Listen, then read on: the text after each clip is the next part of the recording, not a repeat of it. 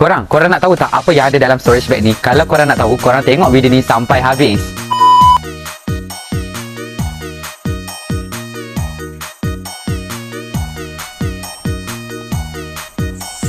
Untuk kerusi reclining chair ni, dekat bahagian leg rest dan juga bahagian kerusi boleh dipisahkan melalui zip dekat bahagian sini. So kalau korang nak buat sebagai kerusi duduk ataupun kerusi baring, tiada masalah.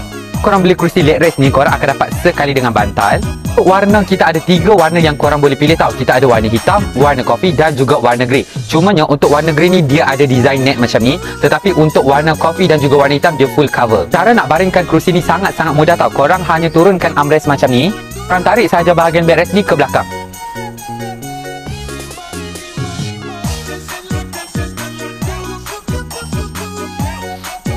Kerusi kita ni boleh menampung berat sehingga 120 kg. Dan kalau korang berminat, cepat-cepat dapatkan dekat beg kuning sekarang. Dan jangan lupa tekan button follow, like and share supaya dapat tengok video yang lebih menarik. Kita jumpa di next video. Bye-bye.